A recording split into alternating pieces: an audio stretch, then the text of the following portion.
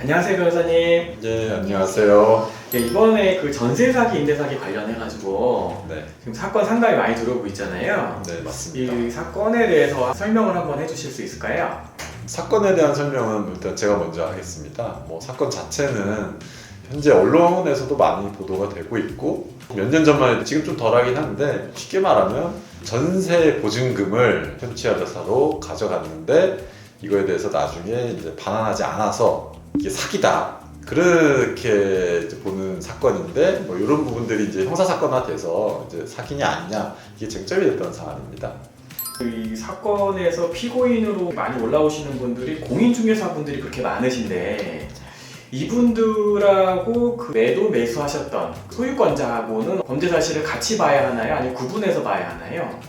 그 건들에 대해서 이게 막 사안별로 다 다르긴 한데 사실은 이제 이 부분은 일반인들이 생소할 수 있는데 공모라고 해서 다수가 이제 범죄를 저지르고 거기에 대해서 이제 기소가 이루어질 때 서로 간에 범죄 사실을 갖다가 모의를 해서 역할을 분담한 다음에 공모를 했다라고 봐서 일반 매도 매수뿐만 아니라 공인중개사도 가담을 해서 어떻게 보면 하나의 저희가 쉽게 말하면 범죄 집단이라고 하죠. 범죄 집단처럼 행동을 하면서 범행을 저질렀다고 한 거기 때문에 죄에 있어서는 다 똑같습니다. 다만 이제 공인중개사 같은 경우에는 공인중개사법 위반의 여지도 조금 있어서 그런 부분이 기소가 되는 사례들도 있는 걸로 알고 있습니다. 그러면 사기와 공인중개사법 위반이 같이 범죄로 보는 거네요? 맞습니다. 네.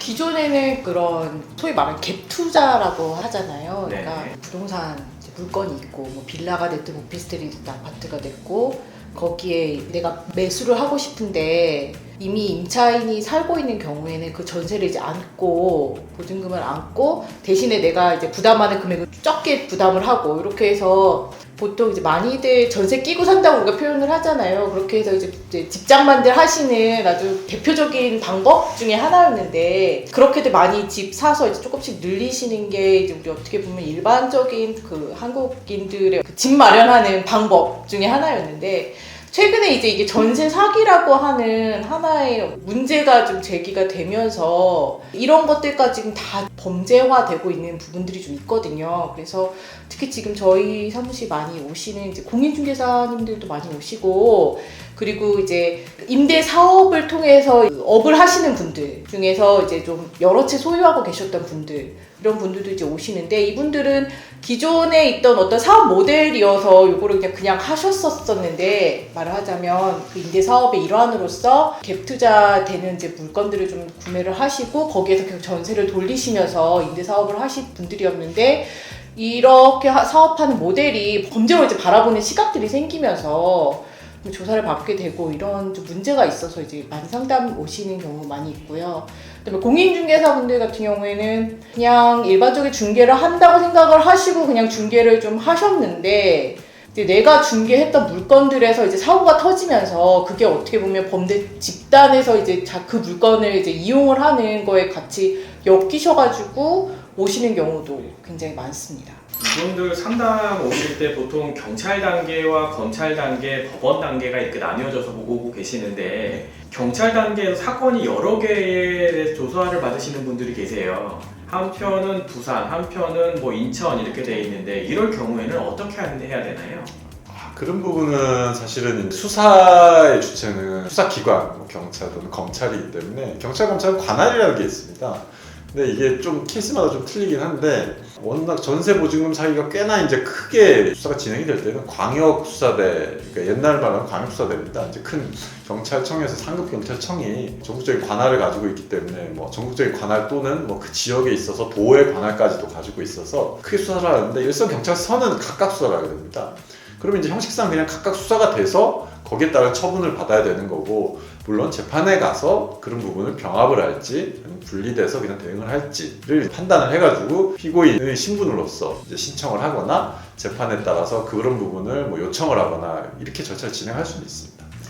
주범일 경우에는 직접 소유권자 명의자라거나 그 범행을 공모를 해서 계획을 해서 범행을 저지르신 분들은 당장 구속이 되는 사례가 많이 있는데 옆에서 같이 이제 이런 거를 모르셨던 분들은 공인중개사 분이라던가 공인중개사 분하고 같이 협력하셨던 분들은 경찰 수사 단계에서는 보통 구속은 면하시는 것 같아요. 네. 네, 구속은 면하시는데 법원 1심 단계에서 많이들 구속이 되시잖아요. 네.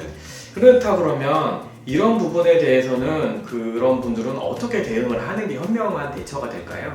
그러니까 아까 말씀드렸듯이 이게 그 어떻게 보면 사회적으로 많이 용인된 사업 모델이었잖아요. 전세 끼고 산다. 많이들 하시는 거였고.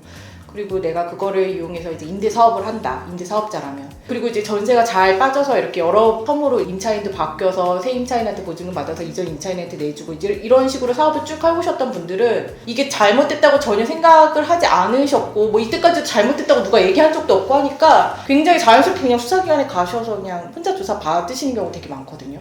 공인중개사분들도 마찬가지고 그냥 정상적인 물건 중개했다고 생각을 하셔서 아무 문제가 없다고 생각하셔서 이제 수사 받으시는데 이게 좀 사회적으로 많이 문제가 되는 그런 범죄 행위로 지금 규정이 되어 있어서 수사하는 쪽에서도 좀 타이트하게 보고 있어요. 그래서 이거를 혼자 대응을 하시는 거는 좀 어려워요. 이게 뭐 사실관계를 다투고 이럴 문제는 아니잖아요. 이게 뭐 내가 중개를 했니 안 했니, 이 부동산을 샀니 안 샀니, 이거는 뭐 다 드러나고 바꿀 수 없는 사실이니까 사실관계를 다투는 문제가 아니라 이건 법리적으로 수사기관에 이제 뭐 의견을 내고 이렇게 해서 법리적으로 따져야 되는 부분이기 때문에 이거를 수사기관에서 수사를 하겠다고 연락이 오면은 변호사 선임을 하시는 게 좋아요. 그렇지 않고 내가 별로 잘못됐다고 생각하지 않으셔서 그냥 가셔서 막 수사 받으시고 그게 또 기소까지 되고 1심에서도 적절하게 대응 안 하시면 다 구속되고 이제 이런 경우가 좀 많아서 그런 연락이 나한테 왔다. 내가 그런 상황에 처했다 하면은 빨리 변호사 선임하시는 걸 좀 권합니다. 그 상담 요청하시는 분들 중에 많은 다른 법인을 이제 선임하시는 분들도 계시는데 그쪽에서 보면은 자백을 하고 반성을 하고 뭐 합의를 유도하시는 변호사님들이 거의 대다수로 알고 있거든요. 근데 그거에 대해서는 어떻게 대응을 해야 될까요? 그게 좀 중요한 부분이긴 한데 이게 뭐 자백이냐 부인이냐 뭐 사실은 이거 노하우라서 말씀하시면 안 되는 건 맞아요. 그게 좀 애매합니다. 근데 이건 뭐 당사자가 최종 결정할 부분이긴 한데 자백은 뭐 제가 설명 안 드려도 죄가 있다라고 본인이 죄를 인정하는 거죠. 인정하는 네. 겁니다. 근데 이제 자백을 했을 때 무죄는 이제 불가능하고 대부분 이제 양형적인 걸 이제 많이 볼 텐데 자백을 한다고 해서 반드시 구속을 면하냐 그것도 아니고 그렇다고 해가지고 부인을 한다고 해서 무조건 무죄가 나오느냐 그것도 아닙니다. 그래서 정답은 없지만 제일 중요하게 제가 보는 거는 본인이 제일 잘 알고 있습니다. 이게 나는 정말 억울하다 그럼 무죄 주장하는 게 맞고요. 근데 이제 어느 정도 이게 본인이 봤을 때 내가 가담한 게 맞다 자백을 하는 건 맞는데 가담을 해도 법리적인 판단을 좀 받아보고 싶다 했을 땐 무죄 주장을 하는 게 맞다고 봅니다. 그 자백이라는 게 두 가지 의미가 있잖아요. 내가 이 사건 때문에 누군가 피해를 입었으니까 내가 미안하게 생각한다. 그래서 그 부분은 내가 미안하다라고 생각을 해서 이 범죄는 내가 잘못한 게 맞다라고 인정하는 거랑 사기라는 범죄, 법률에 위배된다라는 사실을 알고 하는 거랑은 다른 거잖아요. 맞습니다. 네, 그래서 그 구분을 해서 얘기를 하는 게 맞을 텐데 일반 분들은 그거를 잘 구분을 못 하시잖아요. 그렇죠. 이제 뭐 이게 약간 복잡하고 애매하게 될 수는 있는데 확실하게 말씀드릴 수 있는 부분은 뭐냐면 자백 쉽게 말해서 제가 있다라고 인정하는 부분인데 제가 있다라고 인정하는 부분은 사실 이게 형사범죄라는 게 본인이 판단을 할 수는 없습니다. 약간 미심쩍은 부분, 경계에 있는 행위들에 대해서 이걸 죄다라고 단정 지을 수도 없고요. 그렇다고 해서 뭐 제가 아니다라고 주장하는 게 반드시 받아들여져서 뭐 불기소 또는 무죄가 나온다 이렇게 단정을 좀 지을 수는 없습니다. 다만 이제 법이 보장된 뭐 수사 단계에서 방어권 또는 저희가 재판을 받을 권리가 있고 거기에 따라서 또 방어권을 행사하면서 판단을 받아보는 게 어떠냐 싶은 겁니다. 저희 입장에서는. 예. 로블에서 임대 사기와 관련된 사건에서 저희가 대법원 파기 환송을 받아냈잖아요. 네. 고생 많이들 하셨는데 임대 사기 사건과 관련한 뭐 피의자 내지는 피고인 분들에게 특별히 뭐 말씀해 주실 사항이 있나요? 김지현 변호사님 먼저. 빨리 변호사 상담 받으시라. 아, 빨리 변호사 상담. 최대한 빨리. 네, 최대한 빨리. 그러니까 아까도 말씀드렸듯이 일반적으로 행해지는 일들이었고 전세 사기라는 얘기가 나오기 전까지는 누가 전세 끼고 사는 거를 나쁘다고 했습니까? 아무도 나쁘다고 안 했잖아요. 그러니까 어떻게 보면 이게 대한민국에서 그 내가 재산을 늘릴 수 있는 방법은 부동산밖에 없다. 그래서 갭 투자해야 된다. 이렇게 서로 정보를 주고받고 할 정도로 굉장히 뭐 일반적인 투자의 한 방법이었는데 이게 이제 욕심이 과한 일부 사람들로 인해서 이게 문제가 터지고 그래서 이제 사회적 전체적으로 이제 문제가 되면서 그거에 대해서 조금 더 심도 있게 수사기관이라든지 정부에서도 좀 들여다봐야 된다 이렇게 인식이 이렇게 되어 있는 상황이기 때문에 내가 의도하지 않았다 하더라도 지금 내가 하고 있는 이 일의 자체를 범죄로 판단해 보겠다 범죄인지 아닌지 한번 내가 들여다보겠다 수사기관에서 이렇게 들어온 이상 그거에 대해서 본인은 굉장히 논리적으로 그거 방어하셔야 되는 거예요. 이거 뭐 다 하는 거 아니에요? 이게 뭐가 문제가 돼요? 이렇게 해서는 지금은 방어가 안 되는 수준이라는 거죠. 그래서 내가 만약에 그런 상황에 처했다고 하면 잘 아는 전문가를 만나서 상담을 받으세요. 저는 그거를 제일 1번으로 권해드립니다. 네.